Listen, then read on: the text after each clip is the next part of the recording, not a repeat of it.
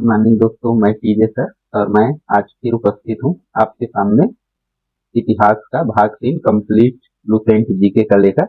और आज हम लोग देखने वाले हैं जैन धर्म, बौद्ध धर्म, इस्लाम धर्म, शैव धर्म, वैष्णव धर्म, पारसी धर्म और इन सब के बारे में। तो आज का वीडियो बहुत इंपॉर्टेंट होने वाला है और ये सभी चीजें आज के क्लास से खत्म हो जाएगा। फिर आगे हम हमारा जो साम्राज्य है या राज है, वो वंश जो व्यवस्था है वो शुरू होगा, जिसमें मगध का उत्कर्ष से शुरू होगा। तो इधर के सभी धर्म संप्रदाय से संबंधित क्लास आज में खत्म हो जाएगा। तो चलिए हम स्टार्ट करते हैं अपना क्लास। और वीडियो में यदि फर्स्ट टाइम है तो जरूर वीडियो को लाइक कर देंगे, चैनल को सब्सक्राइब कर देंगे। और लुसेंट बुक का महत्व जानते हैं आप, जीके के लिए कितना इंपॉर्टेंट है। आप चाहे कोई भी एग्जाम दे रहे हो, ये पुस्तक सबसे महत्वपूर्ण है। तो चलिए बने रहिए हमारे साथ और स्टार्ट करते हैं हम अपना जैन धर्म से। दोस्तों, हम कंप्लीट लुसेंट जीके का आज तीसरे क्लास में हम लोग देखने वाले हैं सबसे पहले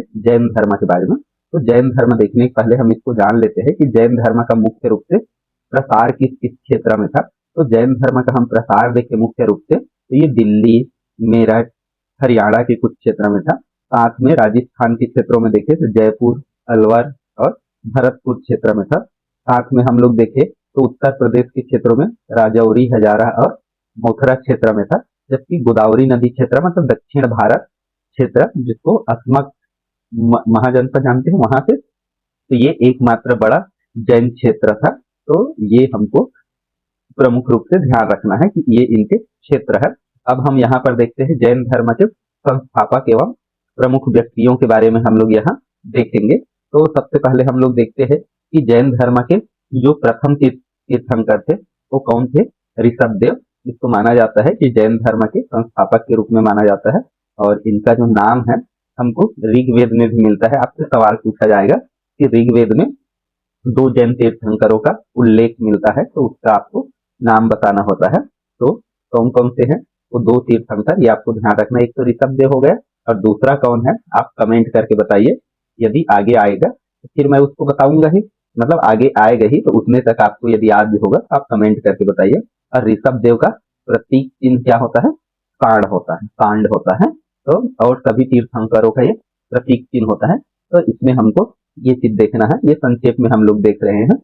और इसके बाद आता है पार्श्वनाथ, जो 23वें तीर्थंकर थे, मतलब इसके। तो ये क्या होता है, ये काशी के जो राजा थे, इक्ष्वाकु के वंशीय राजा अश्वसेन के पुत्र थे। और इन्होंने 30 वर्ष की अवस्था में ये संन्यास लिया था। और इन्होंने शिक्षा दिया था कि जैन धर्म के 5 प्रमुख जो शिक्षा है उसमें से 4 इन्होंने ही दिया था। सबसे पहला हमको ध्यान रखना है अहिंसा, सत्य, अस्तेय और अपरिग्रह। ये इनका 4 जो है मुख्य उद्देश्य था, मतलब शिक्षा का। ये चारों चीज हमको करना चाहिए। फिर जो महात्मा जैन है, मतलब जैन महावीर स्वामी ने फिर एक चौथा 5वां एक और जोड़ा, जिसको ब्रह्मचर्य बोलते हैं। तो ब्रह्मचर्य किसने जोड़ा था? तो महावीर स्वामी ने। फिर ये 5 को मिलकर 5 महाव्रत कहे गए जैन धर्म में। तो आपको थोड़ा सा ये पता होना चाहिए कि जो शुरू के 4 है शिक्षा या इसका उद्देश्य, तो इसमें से शुरू के 4 अहिंसा, सत्य, अस्तेय और अपरिग्रह, इसको किसने दिया था? पार्श्वनाथ स्वामी जी ने। जबकि 5वां जो पंच महाव्रत में से है ब्रह्मचर्य, इसको किसने जोड़ा था? तो महावीर स्वामी ने इसको जोड़ा था। तो ये हमको याद रखना है। और इसके पार्श्वनाथ जी का यदि हम प्रतीक चिन्ह देखें तो सर्प है। जैसे हम लोग प्रथम तीर्थंकर ऋषभदेव का देखें तो सांड था, पार्श्वनाथ जी का क्या है? सर्प है। अब हम इसका देखते हैं 24वां तीर्थंकर। तो 24वां तीर्थंकर और अंतिम तीर्थंकर थे और सबसे ज्यादा इन्हीं को जाना जाता है, हम लोग जानते हैं। तो इसका हम लोग डिटेल से देखें तो इनका जो जन्म है वो हुआ था 540 ईसा पूर्व कुंडग्राम वैशाली में हुआ था। इनके पिता का नाम हम लोग देखें तो इनके पिता का नाम सिद्धार्थ था और ये कहाँ से आते थे? यात्रिक कुल से। इसके माता का नाम देखें ये त्रिशला था और ये कहाँ की थी? तो लिच्छवी की राजकुमारी, ये चेटक की बहन थी। पत्नी का नाम यशोदा था, पुत्र का नाम अनुजा प्रियदर्शी था। और इसके बचपन का नाम हम लोग देखें तो वर्धमान था। बचपन में महावीर स्वामी का नाम पूछा जाते रहा है, वर्धमान। और इन्होंने संन्यास लिया था 30 वर्ष की उम्र में। और 30 वर्ष की उम्र में ये घर का त्याग किए थे और उसके बाद ये 12 वर्षों तक तपस्या किए। फिर ऋजुपालिका नदी के तट पर जुम्भी ग्राम के समीप एक ताल वृक्ष के नीचे इनको ज्ञान की प्राप्ति हुआ था। जैसे ज्ञान की प्राप्ति हुआ था तो इनको जीन, विजेता, अरहत, पूज्य, निर्ग्रंथ, बंधनहीन, इन सब की उपाधियां फिर प्राप्त हुआ। तो इसमें आपको ये चीज पता होना चाहिए कि उनको कितने वर्षों की तपस्या के बाद ज्ञान की प्राप्ति हुआ, कहाँ पर हुआ, किस नदी के तट पर हुआ, किस ग्राम के समीप, किस वृक्ष के नीचे, ये भी आपको याद ही रखना है। और ये जो है इन्होंने अपना जो उपदेश है वो प्राकृत भाषा में दिया। इसके प्रथम अनुयायी बोले तो इनका खुद का दामान, जो इनका एक पुत्री था उसी का, तो इनका पहला जो अनुयायी हुआ इसका खुद का दामान जो है वही इसका पहला अनुयायी हुआ। यदि हम इसके प्रथम भिक्षुणी की बात करें, मतलब जो महिला है, तो वो कौन हुआ, तो वो हुआ चंपा हुआ। तो प्रथम भिक्षुणी यही थी। और ये जो प्रथम जैन भिक्षुणी है ये दधिवाहन की पुत्री थी चंपा। दधिवाहन की पुत्री, ये हमको याद रखना है ना, दधिवाहन की पुत्री थी ये चंपा। और इसमें से हम लोग देखें भिक्षुणी संघ के प्रधान को क्या बोला जाता था, तो चंदना बोला जाता था। और यहाँ पर हमको यदि महावीर स्वामी का जो निर्वाण है, मोक्ष की प्राप्ति उसको या मृत्यु कब हुआ, तो 468 ईसा पूर्व में हुआ। कहाँ पर हुआ, पावापुरी में। और ये क्या थे, मल्ल राजा सृष्टिपाल के राज प्रसाद में निर्वाण प्राप्त हुआ इसको। तो मल्ल राजा सृष्टिपाल के राज प्रसाद में, ये भी हमको याद रखना है कि यहाँ पर इसका अंतिम समय बीता। अब इसके बाद हम लोग देखते हैं कि महावीर स्वामी का जो संगठन है, इनके अनुयायियों को क्या बोला गया। तो इनके अनुयायियों को हम लोग देखते हैं तो बोला गया क्या, निर्ग्रंथ। इनके अनुयायी जो है वो निर्ग्रंथ कहलाए। और इसमें से और भी आपको ध्यान रखना है कि इसके शिष्य गणों को 11 जो गणधर है उसमें विभाजित किया गया था। और कुछ भी कार्य सौंपा होगा कि उनकी वरिष्ठता के आधार पर, कि उनकी बुद्धि के आधार पर, या और कई चीजों के आधार पर। तो वहां पर, और यहाँ पर एक चीज और हमको ध्यान रखना है, इसमें आर्य जो सुधर्मा है, ऐसा मात्र एक गंधर्व या बुद्धिमान थे जो महावीर के बाद भी, मतलब महावीर की जब मृत्यु हुआ उसके बाद भी ये जीवित थे। और ये प्रथम तीर्थ या मुख्य उपदेशक बने। मतलब जब महावीर जी की मृत्यु हो गया तो इसका इन्होंने ही कार्यभार संभाला मुख्य उपदेशक का। लेकिन इसको तीर्थंकर की उपाधि प्राप्त नहीं है, ये आपको ध्यान रखना है। पेपर में आपसे पूछा जा सकता है कि महावीर स्वामी के बाद एकमात्र जीवित जो प्रथम तीर्थ, मतलब इनको तीर्थंकर बोलते थे, इसको क्या नाम बोला गया है, आर्य सुधर्मा को प्रथम तीर्थ या मुख्य उपदेशक, उपदेश देने वाला या मुखिया उस मठ का या संघ का बोले तो आर्य सुधर्मा थे। ये हमको पता होना चाहिए। इसके बाद हम लोग अब आगे हम प्रमुख जैन तीर्थंकर और उनके प्रतीकों के बारे में थोड़ा सा देख लेते हैं। जैसे यहाँ पर हम लोग देखते हैं जो प्रथम तीर्थंकर ऋषभदेव है, उनका प्रतीक सांड है। दूसरा तीर्थंकर अजीतनाथ, उनका हाथी है। संभवनाथ जी का घोड़ा है। और इसके बाद हम लोग देखते हैं सातवां तीर्थंकर सुपार्श्वनाथ, उनका स्वास्तिक चिन्ह है। अरनाथ का मीन है। और नामी का नील कमल है। जबकि अरिष्ट नेमी का हम लोग देखते हैं शंख है। तो 22वां, 23वां और 24वां, 21, 22 ये लास्ट के 4 कंटिन्यू है। ये शुरू के पार्श्वनाथ जी का सर्प है। और महावीर स्वामी का देखते हैं हम, तो ये क्या है, सिंह है। तो इस प्रकार इतने 8-9 जो तीर्थंकर हैं उनका चिन्ह पूछ देता है आपसे, चाहे वो ऑब्जेक्टिव टाइप में हो, चाहे कथनों में हो, या उचित संबंध में लाने में, इनको हमको ध्यान रखना है। आगे 2 और चीज ध्यान रखना है कि आपसे प्रश्न पूछा जा सकता है कि किन तीर्थंकरों का उल्लेख ऋग्वेद में मिलता है। तो हमको ध्यान रखना है अरिष्ट नेमि और ऋषभदेव, इनका ऋग्वेद में उल्लेख मिलता है। भगवान श्री कृष्ण के संबंधी थे अरिष्ट नेमि। आगे हम लोग देखते हैं जैन धर्मों का विभाजन कैसे हुआ श्वेतांबर और दिगंबर में। तो क्या हुआ था कि 300 ईसा पूर्व में मगध में बहुत अकाल पड़ा, लगभग 12 वर्षों का। तो भद्रबाहु जो उस समय के उनका पीठाधीश थे, जो प्रमुख था, वो अपने अनुयायियों के साथ, बहुत सारे अनुयायियों के साथ कर्नाटक चले गए। और जो वहीं पर रुके, मगध में ही रहे, वो स्थूल बाहु के अनुयायी हो गए। तो यहाँ पर जब अकाल समाप्त हुआ और ये लोग जब वापस आए तो ये इनको भद्रबाहु के साथ मतभेद हो गया। और यहीं से फिर ये जो है दिगंबर और श्वेतांबर में ये 2 भागों में बट गए।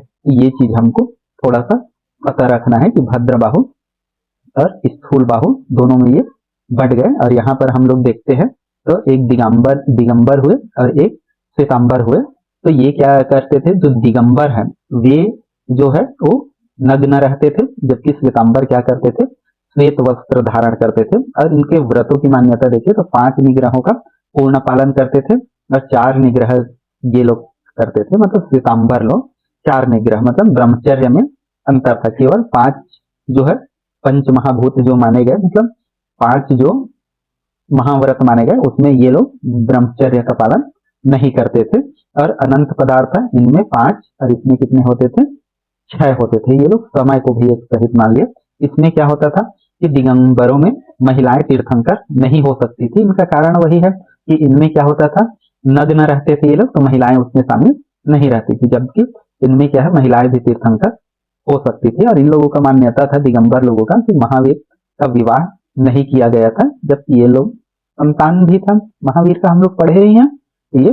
जबकि आगे हम लोग देखते हैं तो 19वें तीर्थंकर पुरुष थे, ये मानते हैं, ये लोग मानते हैं कि स्त्री थी। जैन आगम खो गया, ये क्या है, स्वीकार्य नहीं है, जबकि ये अस्वीकार है, ऐसे करके। और इसमें और एक चीज माना गया कि जैन जो आगम है ये लोग किए हो गया, मतलब, और ये लोग जैन आगम को ही स्वीकार किए। कैवल्य क्या होता था, इसमें जो निर्वाण है, ये ज्ञान या मोक्ष की प्राप्ति है, उसको कैवल्य भी बोला जाता था। तो बाद भोजन, कैवल्य के बाद भोजन या भोजन नहीं करते थे ये लोग। और ये लोग क्या करते थे, भोजन को आवश्यक, स्वाभाविक है, आप ज्ञान प्राप्त कर लो, आपको जो भी प्राप्त हो, लेकिन आपको क्या करना होगा, भोजन तो करना ही होगा जिंदा रहने के लिए।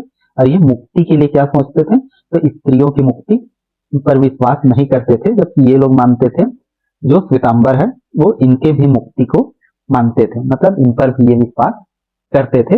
इसमें एक चीज और मैं बता दूं कि यहाँ पर क्या करना है आपको, जो श्वेतांबर है ना, यहाँ पर शायद मैं लिख नहीं पाया, जो श्वेतांबर संप्रदाय है ये किसके अनुयायी हुए, तो स्थूल बाहु के, ये ध्यान रखना है ना। स्थूल बाहु किससे संबंधित है, तो श्वेतांबर थे। और जो दिगंबर थे वो क्या थे, भद्र बाहु के। तो ये आपको ध्यान रखना है। यहाँ शायद मैं उस चीज को पॉइंट आउट नहीं लिख पाया हूँ, तो यहाँ पर आप थोड़ा सा उस चीज को लिख लेंगे, है ना। यहाँ पर जो है ये भद्र बाहु जो है वो दिगंबर में, और स्थूल बाहु किसका गुरु या जो मठाधीश हुए वो हुए। तो स्थूल बाहु को ध्यान रखना है आपको श्वेतांबर में, और भद्र बाहु को ध्यान रखना है दिगंबर में। तो ये चीज थोड़ा सा यहाँ पर और पॉइंट आउट कर लेंगे। जैन संगतियों की बात करें तो जैन संगति 2 संगति हुआ था, और इसमें हमको पेपर में आ जाता है कि जैन संगतियों के बारे में। तो प्रथम जो संगति है वो हुआ था 300 ईसा पूर्व में, और इसी समय में क्या हुआ था, अकाल पड़ा था। और ये कहाँ पर हुआ था, पाटलिपुत्र में। और इसकी अध्यक्षता किसने किया था, स्थूल भद्र ने, या स्थूल बाहु भी बोलते हैं, स्थूल भद्र ने ये किया था। और दूसरा जो हुआ था वो 512 ईस्वी में हुआ था। देखो मतलब लगभग 800 साल बाद ये कहाँ हुआ था, वल्लभी गुजरात में। और इसका जो अध्यक्ष है वो हुआ था क्षमाश्रयण। तो ये दोनों संगति आपको ध्यान रखना है। जैसे बौद्ध संगति चारों बहुत इंपॉर्टेंट है, वैसी इसका भी 2 जो संगति हुआ है वो इंपॉर्टेंट है। इसका सन और जगह और इसके अध्यक्षों को हमको ध्यान रखना है। अब आगे हम लोग देखते हैं जैन धर्म के सिद्धांत। तो जैन धर्म में 3 रत्न माने गए हैं। ये 3 रत्न कौन से, सम्यक दर्शन, सम्यक ज्ञान और सम्यक आचरण। सम्यक दर्शन मतलब सही विश्वास, सम्यक ज्ञान मतलब सही ज्ञान, और सम्यक आचरण मतलब सही आचरण, है ना। सही आचरण, सही ज्ञान और सही विश्वास, ये चीज माना गया था। और इसमें 5 महाव्रत माने गए थे। 5 महाव्रत में आपको ध्यान रखना है, जैन धर्म में 5 महाव्रत, अहिंसा, सत्य, अस्तेय, अपरिग्रह, ये सब किसने दिया था, पार्श्वनाथ ने दिया था। मतलब इन चारों को नहीं, इसको किसने, हाँ पार्श्वनाथ ने दिया था, जो कौन से तीर्थंकर थे, 23वें तीर्थंकर थे, इन्होंने दिया। और जो ये ब्रह्मचर्य है इसको किसने जोड़ा था, महावीर ने। तो महावीर ने 5 महाव्रत दिया था, मतलब उसमें ऐड किया था, और टोटल मिला के 5 महाव्रत ये माने गए हैं। तो आपको पूछा जा सकता है कि कभी कि मतलब पार्श्वनाथ ने कौन सा दिया था, उसमें महावीर ने क्या और व्रत जोड़ा था। तो ये आपको थोड़ा सा पता होना चाहिए। ये 4 पार्श्वनाथ का और ब्रह्मचर्य 5वां था, ऐसा करके। अब आगे और हम लोग देखें तो दर्शन इसका देखते हैं कि क्या था दर्शन के अनुसार इसका। तो इसकी मान्यता यही था कि जो भी है जैन धर्म के अनुसार सृष्टि का निर्माण जीव और निर्जीव क्या हुआ है, दोनों से है। और ये क्या करता था, ईश्वर को नहीं मानता था। पहले ही हम लोग देख चुके हैं तो ये ईश्वर को नहीं मानते थे, लेकिन आत्मा को मानते थे कि ये जीवों में, चाहे मनुष्य हो, पौधे हो, जल हो, पत्थर हो, कि सभी में जीव को मानते हैं। और साथ में ये मानते थे सृष्टि का निर्माण दोनों से हुआ है, जीव से भी और निर्जीव से भी, सभी मिला के ही हुआ है। जिसमें क्या हुआ था, उद्गल, काल, आकाश, धर्म, अधर्म सब चीज शामिल है। जड़ और चेतन। जड़ चेतन मतलब जीव और अजीव, मतलब जो चल सकता है, जो नहीं चल सकता, वो सबसे सृष्टि का निर्माण हुआ है। और ये लोग क्या करते थे, पुनर्जन्म और कर्मवाद पर भी विश्वास करते थे। ये पेपर में आते रहता है कि जैन धर्म वाले आत्मा को मानते थे, पुनर्जन्म को मानते थे। तो ये सब चीज आपको पता होना चाहिए कि ये पुनर्जन्म पर विश्वास रखते थे, कर्मवाद पर भी, लेकिन ईश्वर को नहीं मानते थे ये लोग। क्यों? क्योंकि ईश्वर से ये नास्तिक थे ना, मतलब ये ज्ञान को श्रेष्ठ मानते थे। यहाँ हम लोग देखें तो और कुछ चीजें खास दिया हुआ है कि सप्त भंगी ज्ञान के अन्य नाम हम लोग देखें तो ये यादवाद और अनेकांतवाद, ये दोनों पर ये लोग विश्वास रखते थे। तो यादवाद और अनेकांतवाद इन चीजों पर मानते थे, और यही क्या था, इनका मौलिक सिद्धांत था। और हम लोग देख सकते हैं कि क्या कर सकते हैं, इनमें जो जैन धर्म वाले हैं, अपना जो आध्यात्मिक विचार है वो प्राय सांख्य दर्शन से ये लोग ग्रहण किए हैं। इसमें हम लोग कुछ शासकों के बारे में देख लेते हैं, जैन धर्म से संबंधित जुड़े प्रमुख शासकों के बारे में देखें तो इसमें उदयन है, वंद राजा है, चंद्रगुप्त मौर्य है, खारवेल है, जानते ही है जो कलिंग राज है, अमोघ वर्ष जो राष्ट्रकूट शासक है, और यहाँ पर चंदेल शासक। और इन्होंने ही खजुराहो का जैन मंदिर का निर्माण करवाया था। तो ये सभी ऐसे राजा थे जिन्होंने क्या किया था, जैन धर्म अपनाया था, और ये प्रमुख शासक थे। ये चंद्रगुप्त मौर्य के बारे में आता है प्राय कि ऐसा कौन सा राजा था जो अंत समय में क्या किया था, जैन धर्म अपना लिया था। तो पहले ये हो सकता है बौद्ध था, बौद्ध धर्म था, लेकिन अंतिम समय में अपने क्या अपना लिया, जैन धर्म को अपना लिया। इस समय के हम लोग अब आगे देखते हैं जैन कला एवं साहित्य के बारे में। तो जैन साहित्य और कला के बारे में हम लोग देखें तो यहाँ से हमको पता चलता है कि श्रवण बेलगोला, में देखते हैं श्रवण बेलगोला में गोमतेश्वर जो बाहुबली का है, वो बहुत बड़ा विशाल यहाँ पर मूर्ति बना हुआ है, और इसकी ऊंचाई हम लोग देखें तो लगभग 18 मीटर है। और इसका जो है ये क्या है, ये महावीर स्वामी का ये मूर्ति बना हुआ है गोमतेश्वर में, बाहुबली मंदिर इसको बोला जाता है, बाहुबली। और इसकी जो ऊंचाई है वो 18 मीटर है, और इसको एक ही चट्टान को काटकर बनाया गया है। और इस मुद्रा को कायोत्सर्ग मुद्रा बोला जाता है, मतलब इसमें महावीर स्वामी जिस मुद्रा में है उसको अपने वातावरण से बिल्कुल कोई भी मतलब नहीं है, जैसे अपने में रमे रहते हैं वैसा किस्म का। और अगला हम लोग देखें तो इससे संबंधित जो स्थल है उसमें सिथन्नावसन की गुफा है, जो कहाँ पर स्थित है, तमिलनाडु में, और ये जैनों का क्या है, केंद्र है। और साथ में मथुरा में भी हम लोग सबसे शुरू में देखे थे, इसका क्षेत्र कहाँ कहाँ पर स्थित है ऐसे करके, ये मथुरा कला का जो है जैन संबंध यहाँ से है। अगला देखते हैं कल्पसूत्र। तो कल्पसूत्र क्या है, ये भद्रबाहु द्वारा लिखी गई है, और ये तीर्थंकरों की जीवनी है। तो इसमें आपको थोड़ा सा याद रखना है कि भद्रबाहु द्वारा ये लिखा गया है कल्पसूत्र। तो आपको पेपर में पूछा जा सकता है कि भद्रबाहु द्वारा लिखा गया साहित्य या स्रोत या काव्य, तो कल्पसूत्र या कल्पसूत्र किसके द्वारा लिखा गया है, या इसका विषय वस्तु क्या है। इसका विषय वस्तु क्या है, इसमें सभी तीर्थंकरों की जीवनी लिखा है।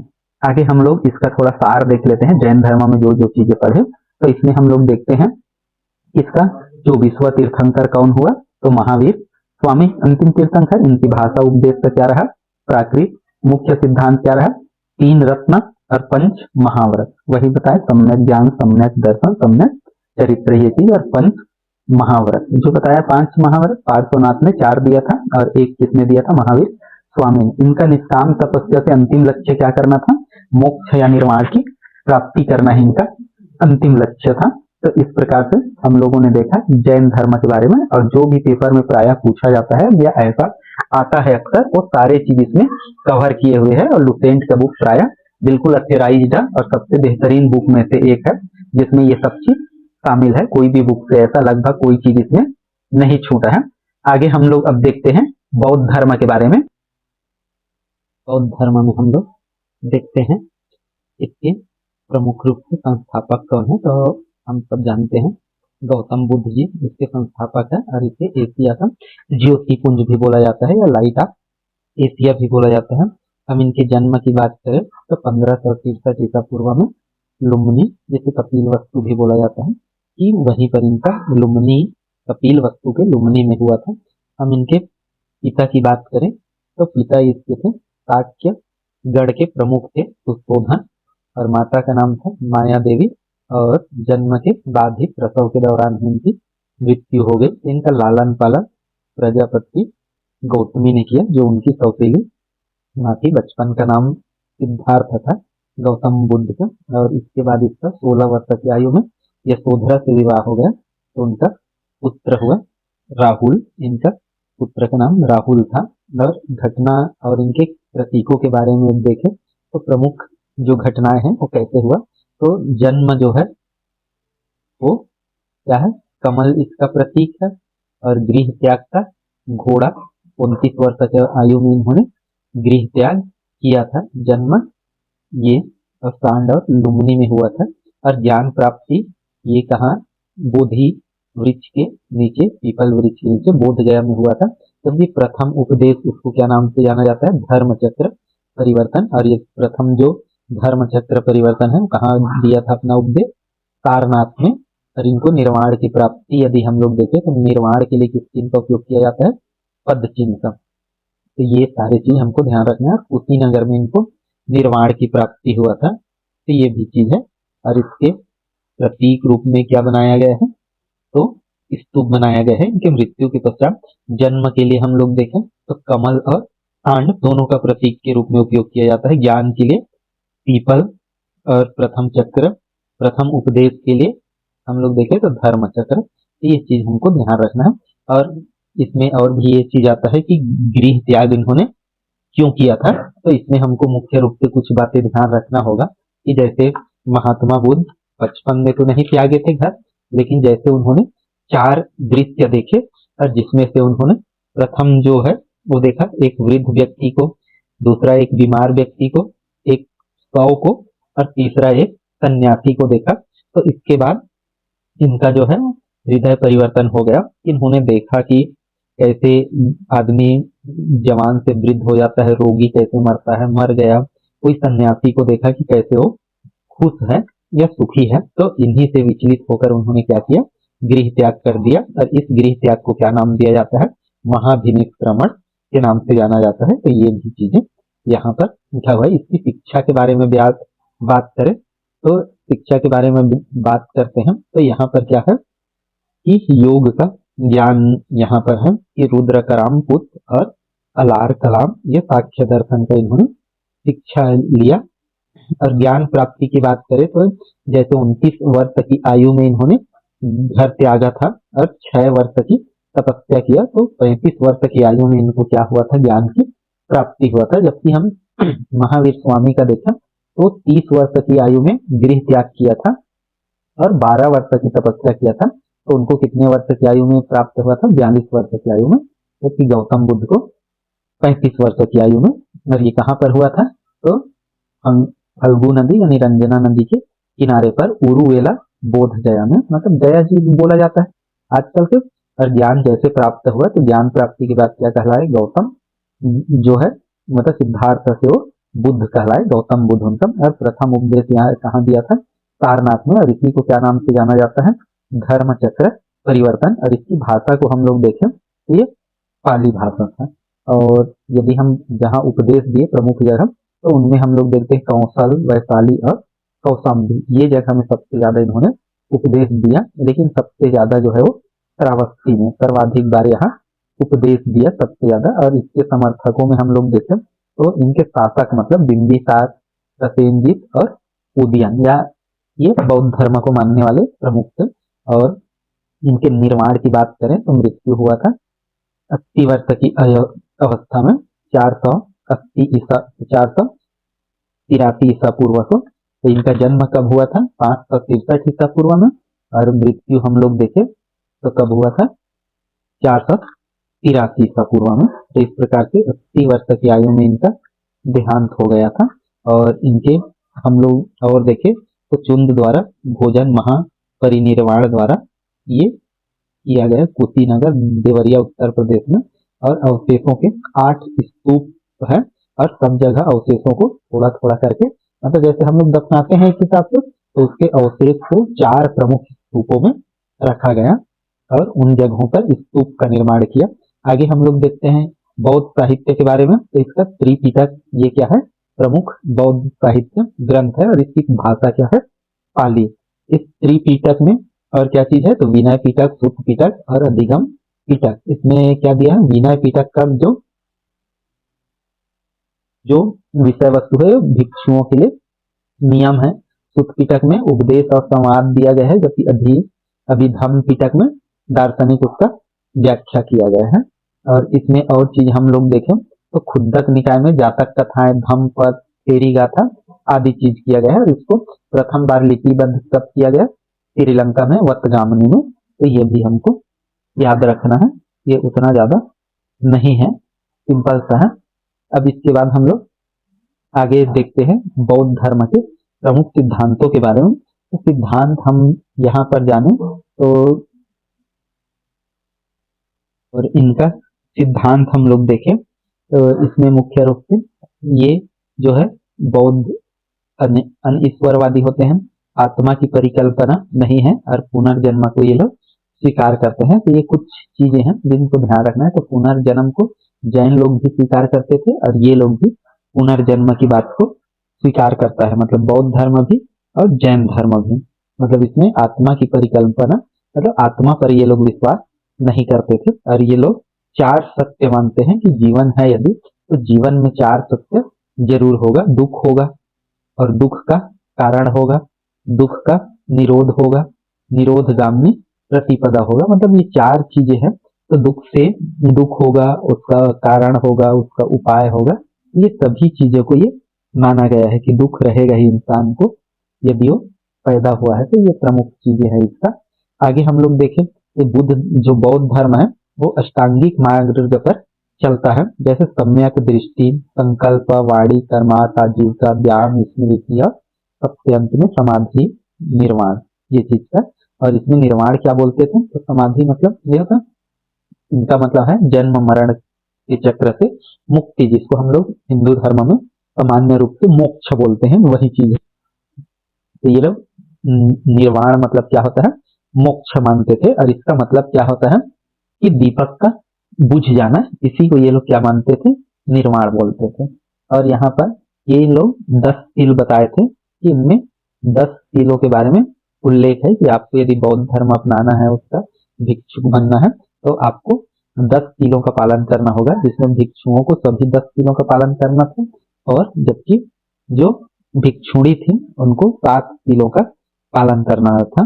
तो ये चीज इसमें का 10 सील है। और इन 10 सीलों में प्रमुख रूप से क्या है, अहिंसा, सत्य, अस्तेय, अपरिग्रह, मद्य सेवन नहीं करना, असमय भोजन नहीं करना, सुखप्रद बिस्तर पर नहीं सोना, धन संचय नहीं करना, स्त्रियों से दूर रहना, नित्यदान आदि से दूर रहना। तो ये क्या है, मतलब जो भिक्षुक होते थे बौद्ध भिक्षुक, उनको इन चीज का पालन करना होता था। मतलब अहिंसा करना है, सत्य, चोरी नहीं कर सकते, स्त्रियों से दूर रहना है, नाच गान से दूर रहना। तो ये सभी चीजों का उपदेश ये लोग देते थे, मतलब ये लोग मानते थे।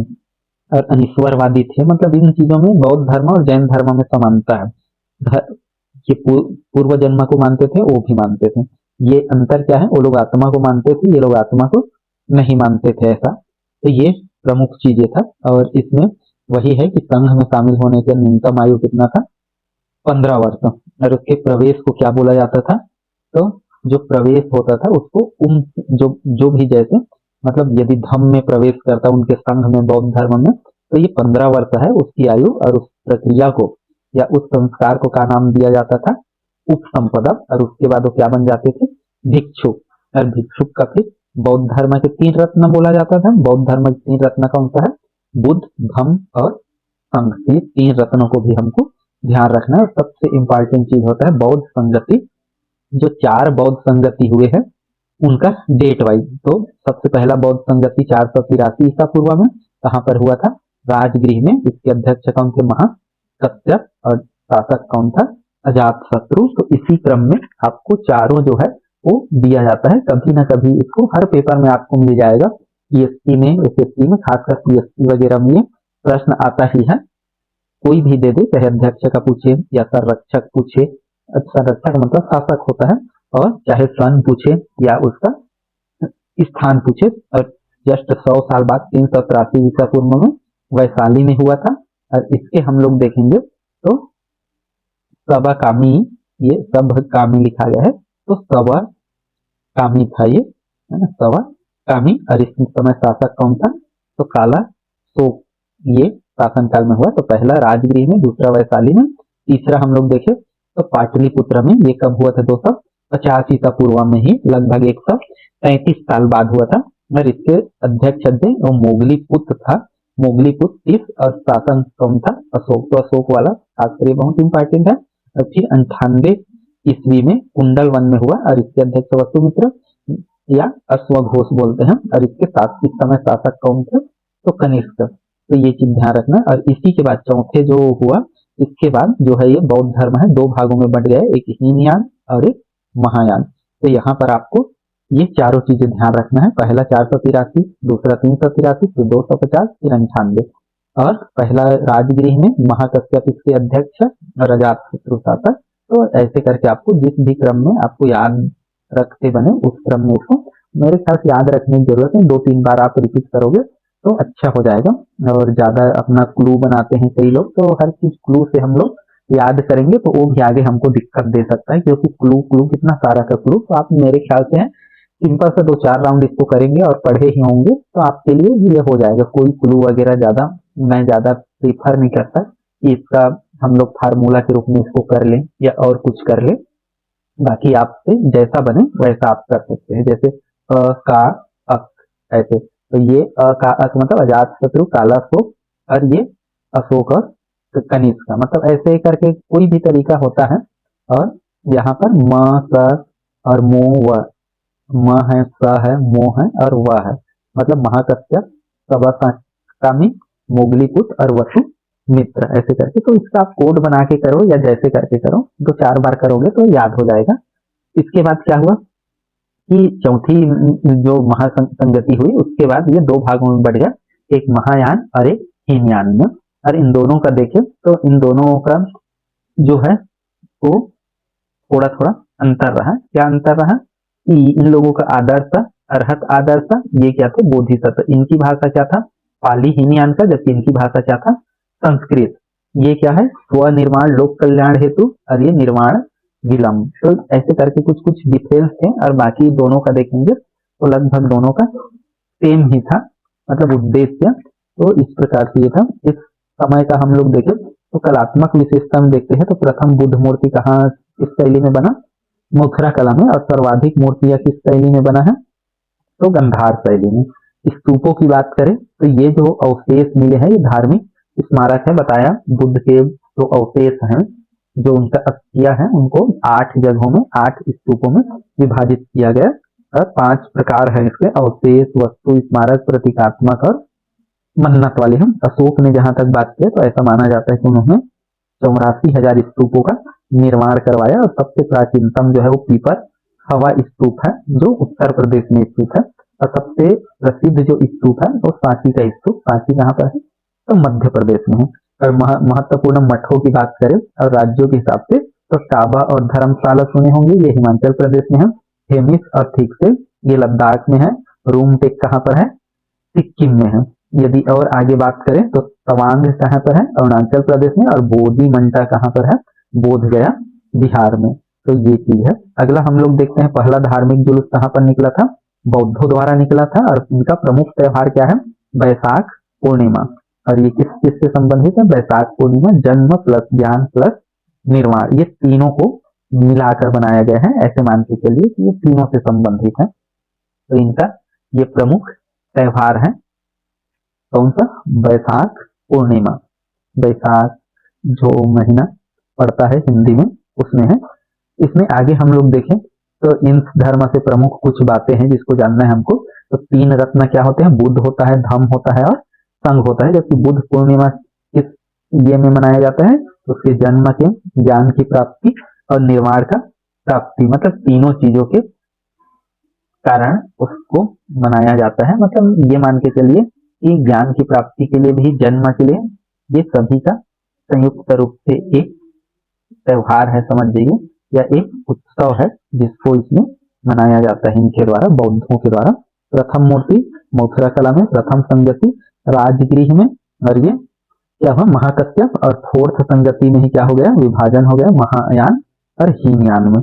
निर्वाण का मतलब ये लोग क्या मानते हैं, दीपक का बुझ जाना। मतलब जो हमारे अंदर दीपक जल रहा है, मतलब हम लोगों का मृत्यु हुआ, मतलब वो दीपक क्या हो गया, बुझ गया। महायान का आदर्श क्या है, बोधि तत्व है, और इनका हीनयान का भाषा क्या है, पाली है। और ऊपर हम लोग दोनों का डिटेल से हम लोग देख चुके थे कि कैसे दोनों में डिफरेंस है, क्या क्या चीजें, इसको हम लोगों ने अच्छे से देखा ही है, क्या चीज दोनों में डिफरेंस था।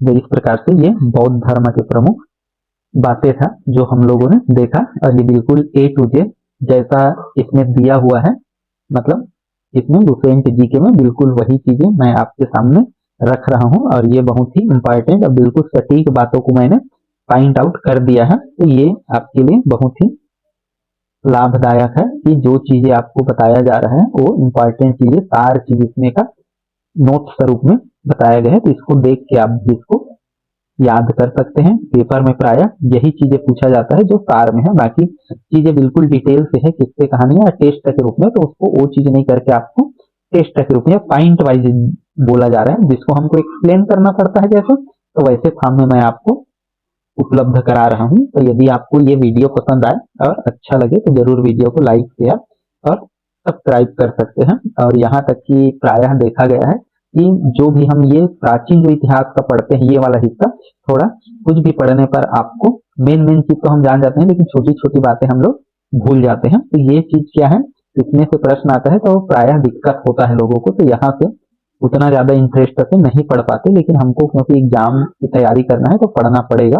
तो चलिए आगे और हम एक दो धर्म देखते हैं।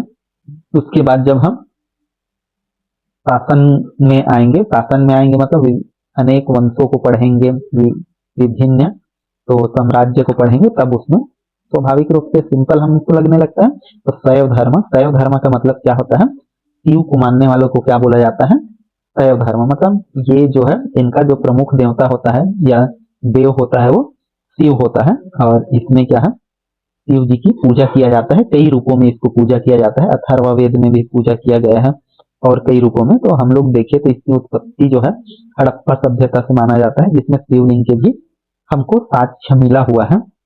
ऋग्वेद में भगवान सूर्य को, भगवान शंकर को रुद्र के नाम से, अथर्ववेद में देखें तो पशुपति के नाम से उल्लेख किया गया है, और मत्स्य पुराण में लिंग पूजा का, लिंग पूजा मतलब जो शिवलिंग बोलते हैं वो चीज है, और इसके 5 प्रमुख संप्रदाय बताए गए हैं वामन पुराण के अनुसार। क्या क्या, पाशुपत हम लोग देखते हैं, और कपालिक, कालामुख और लिंगाय, ये है। और इसमें हम लोग देखें इसके संस्थापक लकुलिस, और ग्रंथ को देखें तो पाशुपत सूत्र। ये जो 4 प्रमुख संप्रदाय है शैव धर्म का, उसमें हम बात कर रहे हैं ना। प्रथम क्या हुआ, पाशुपत संप्रदाय, इसके संस्थापक लकुलिस, और इसके ग्रंथ देखें तो पाशुपत सूत्र। अगला हम लोग देखते हैं कपालिक, तो कपालिक है, इसके इष्ट देव कौन सा है, भैरव। कालामुख तो इसका क्या है, महाव्रत घर है। और अगला हम लोग देखें लिंगायत या वीर है, तो इसके प्रवर्तक कौन सा है, बसव या अल्लभ प्रभु, और इसके ग्रंथ शून्य संप्रदाय ने, और ये सबसे ज्यादा ये जो है ये कर्नाटक में प्रसिद्ध है इसमें। और आगे और हम लोग देखें तो नाथ संप्रदाय है एक, नाथ संप्रदाय के संस्थापक कौन सा है, मत्स्येंद्र नाथ है, और प्रचार इसका कौन करता है, बाबा गोरखनाथ। और इसमें क्या किया गया है, वर्ण भेद का विरोध किया गया है, और ये तंत्र मंत्र आधारित भी है ये चीजें, तो ये हमको ध्यान रखना है शैव धर्म का। और प्रमुख मंदिरों के बारे में बात करें तो प्रमुख मंदिर कौन सा है, पशुपतिनाथ नेपाल में है जानते हैं, और ये यूनेस्को में 1979 में ये लोग ये जो है वो यूनेस्को के विश्व धरोहर में शामिल हुआ था। जबकि कैलाश मंदिर एलोरा की जो गुफाएं है उसमें कैलाश मंदिर बना है, जिसको किसने बनाया था, राष्ट्रकूटों ने बनवाया था। और एक और मंदिर बृहदीश्वर मंदिर तंजौर में है, उसको किसने बनाया था, राजराज प्रथम ने। तो ये शैव धर्म संबंधित प्रमुख मंदिर है, इनको भी हमको थोड़ा सा ध्यान रखना है। पेपर में आता है एलोरा के कैलाश मंदिर का निर्माण किसने किया था। तो किसने करवाया था? राष्ट्रकूटों ने करवाया था। और यहीं पर बृहदेश्वर मंदिर का निर्माण किसने करवाया था? तो चोल राजा राज राजा प्रथम ने करवाया था। तो ये सब चीज हमको ध्यान रखना है। और कुछ चीजें हैं महत्वपूर्ण इससे संबंधित। कुषाण सिक्कों पर, है ना, कुषाणों के सिक्कों पर क्या रहता था? शिव और नंदी। नंदी जानते हैं उसका वाहन है। और शैव अद्वैत इसके संस्थापक या प्रवर्तक का है श्रीकांत शिवाचार्य, ये इसके प्रवर्तक माने जाते हैं।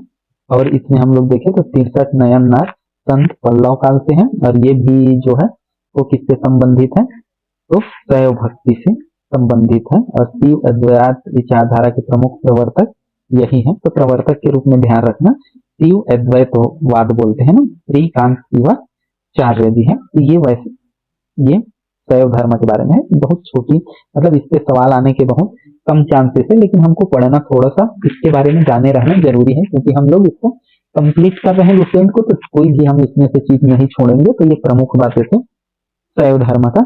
अब ऐसी हम लोग देख लेते हैं थोड़ा सा वैष्णव धर्म का। तो इसकी उत्पत्ति की जानकारी हम लोग देखें तो इसकी प्रारंभिक जानकारी जो है उपनिषदों से प्राप्त होता है। और इसमें जो प्रमुख देवता है भगवान विष्णु या नारायण है, इसके उपासक को क्या बोला जाता है?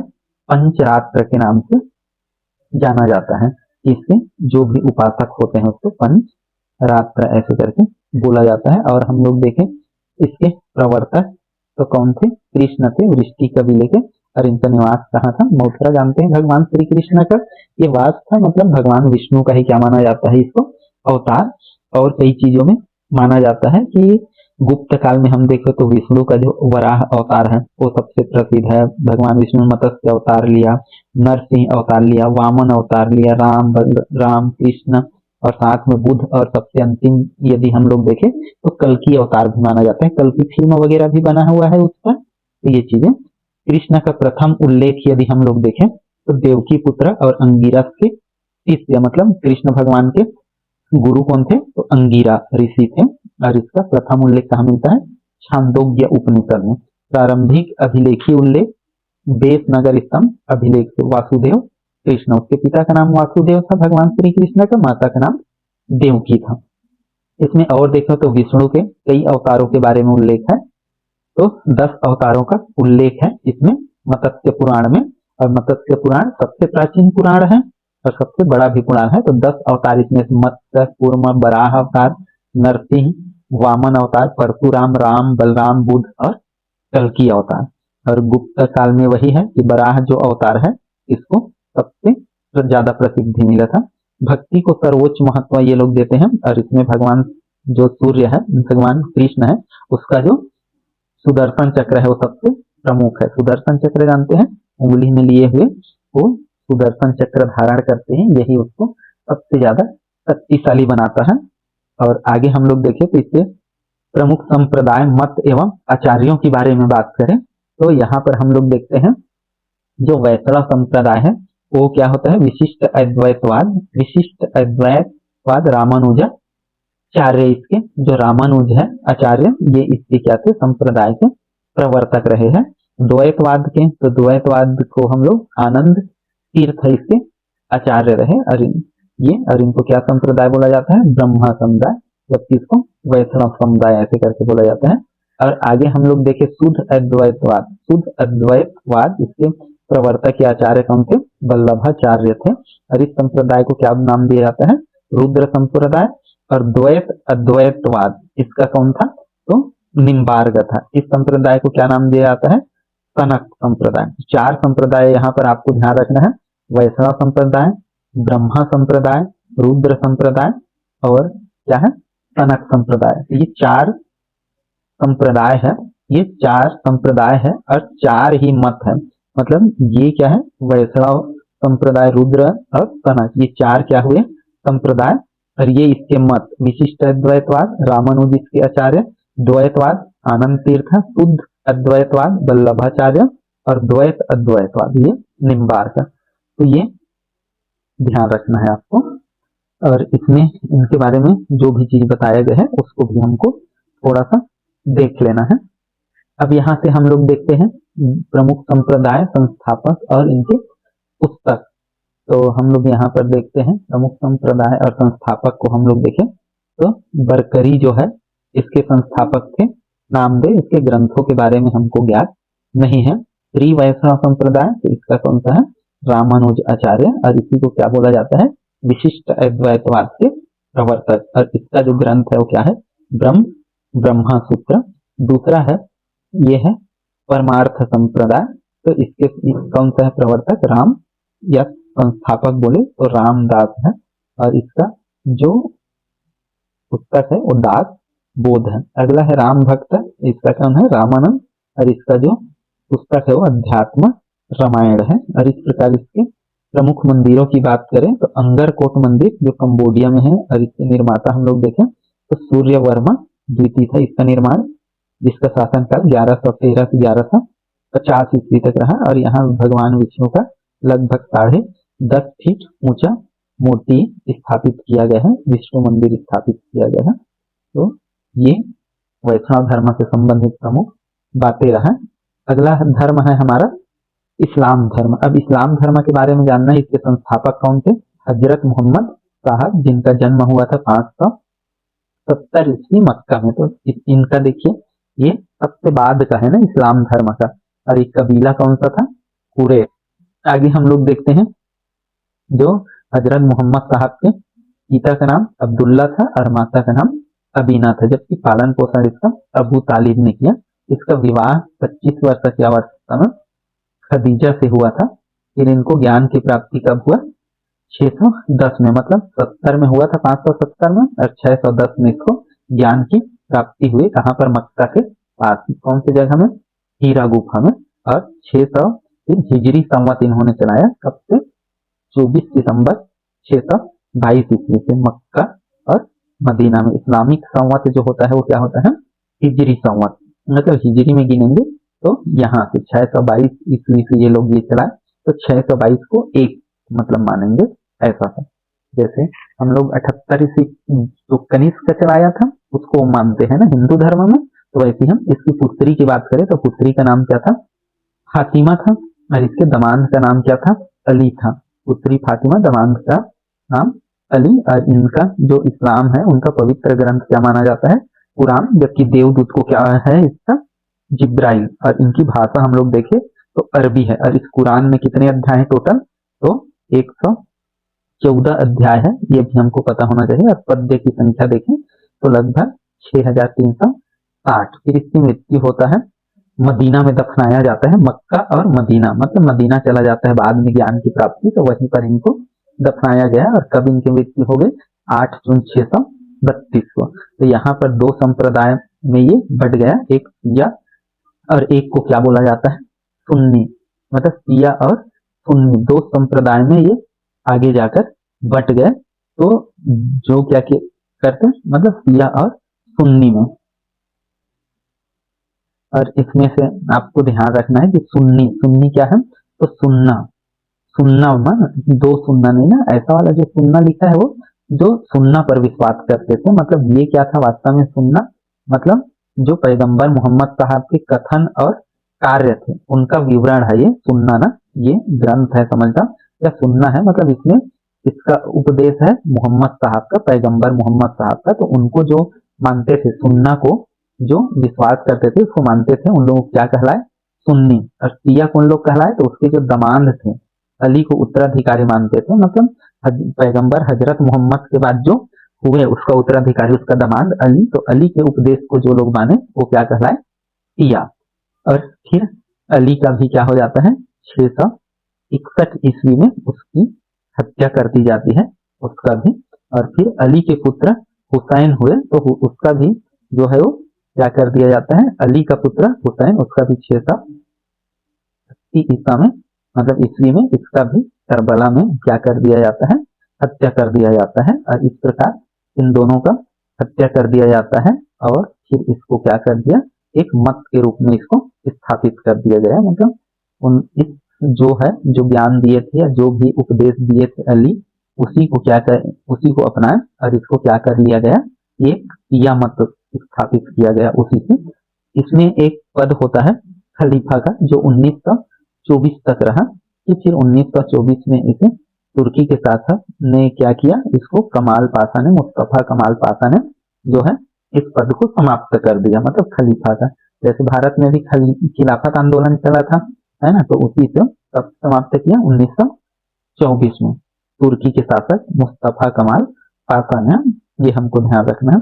प्रथम जीवनी हम लोग देखें पैगंबर साहब का, तो क्या है, प्रथम इब्न ए इसाक। पैगंबर दिवस कब मनाया जाता है, ईद ए मिलाद उन नबी, ये त्योहार होता है इनका एक, उस दिवस को। और भारत में इनका आगमन कब हुआ था, अरबों के आगमन से, मतलब बाद में हुआ था, लगभग 700 ईस्वी के आसपास हुआ ना। मतलब जो अरबी थे वही लोग क्या थे, मुस्लिम थे, इस्लाम धर्म वाले थे, और वही लोग आए, तब इस्लाम धर्म भारत में आया लगभग 700 ईस्वी में।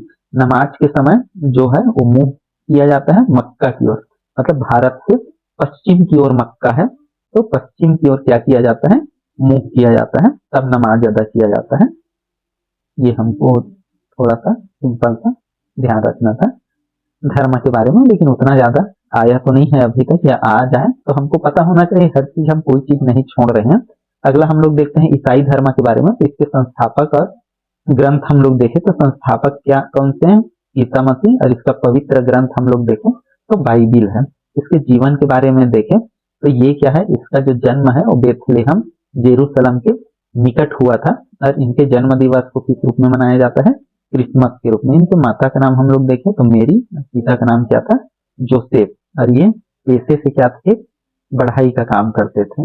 और इसके दो प्रिय शिष्य थे, एंड्रू और पीटर थे। इनकी मृत्यु हम लोग देखें तो ये 30 मतलब 35वें ईस्वी पर इनको चढ़ाया गया, सूली पर चढ़ा दिया गया था।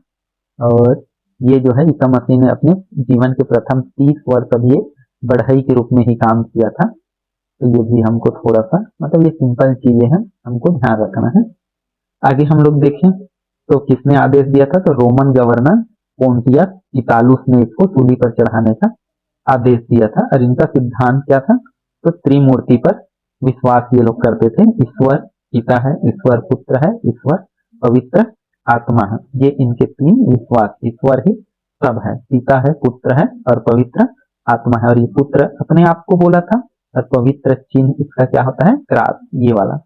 ये ऐसे करके थोड़ा ऊपर में हमारा टी जैसे होता है, तो ये ईसाइयों का क्या है, प्रतीक चिन्ह। इसी में ऐसे करके ईसा मसीह को क्या किए थे, चढ़ा दिए थे। मतलब इधर हाथ को, इधर एक हाथ को, इधर तीर को और इधर बाजी को, ऐसे करके, मतलब सूली पर चढ़ाना जिसको बोला जाता है, ऐसे करके। तो ये 3 त्रिमूर्ति पर इनका विश्वास था। ये चीजें वास्तुकला के बारे में हम लोग देखें तो क्या है, गाथिक शैली है, जहां कहां से शुरुआत हुआ था, ये फ्रांस से। और श्रेष्ठ उदाहरण क्या है, नोट्रे डेम चर्च। ये कहां पर है, ये चर्च तो पेरिस में है ये चर्च। तो इतने सारे चीज बस संक्षेप में दिया हुआ है। तो ये चीज हमारा मेन था। तो आपको यदि पूछा जाए कि सूली पर चढ़ाने का मतलब किसने चढ़ाया था, तो रोमन के गवर्नर पोंटियस ने चढ़ाया था। ऐसे कुछ कुछ चीजों को ध्यान रखना है। अगला और हमारा अंतिम धर्म है पारसी धर्म। और पारसी धर्म का पैगंबर जो है जरथुस्त्र था। ये कौन था, एक ईरानी था। और इनका जो धर्म ग्रंथ है जिंदा अवस्था है।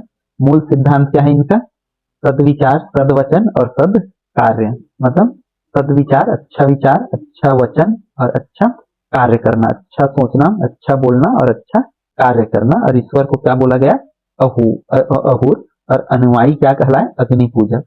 तो ये मुख्य चीज है पारसी धर्म में। उतना कुछ डिटेल इसमें नहीं दिया है, यही चीज दिया है कि अनुयायी को इनके ये बोला जाता है ये, और ईश्वर को इनके क्या बोला गया है, अहूर। तो यही चीज है कि जैसे ईसाई धर्म में इसको माना जाता है ईसा मसीह को ईश्वर, तो इसमें इसके पैगंबर ये थे। और ये कौन थे, ईरानी थे ना। तो इस प्रकार से हम लोग देखते हैं कि कई सारे धर्म और इनके बारे में थोड़ा थोड़ा हमको जानना था। तो यहाँ तक हमारा जो है सभी धर्म जो है वो अब खत्म होते हैं। और इसके बाद आगे हमारा जो है वो, अब हम साम्राज्यों के बारे में पढ़ेंगे, वंश के बारे में पढ़ेंगे, मौर्य वंश पढ़ेंगे हम लोग, और सारे जो वंश है उनके बारे में आगे हम लोग करेंगे। तो हमारा अगला जो क्लास होगा मगध राज्य का उत्कर्ष, सिकंदर, मौर्य साम्राज्य। और जानते हैं कि थोड़ा सा बड़ा है। और उसके बाद ब्राह्मण साम्राज्य के बारे में हम लोग पढ़ेंगे। और इसमें और भी सारे चीज हम लोग फिर आगे हम लोग देखेंगे। तो दोस्तों यदि ये वीडियो आपको पसंद आ रहा होगा तो जरूर वीडियो को लाइक शेयर और चैनल को सब्सक्राइब करें। फिर मिलते हैं हम नेक्स्ट क्लास में, तब तक के लिए धन्यवाद।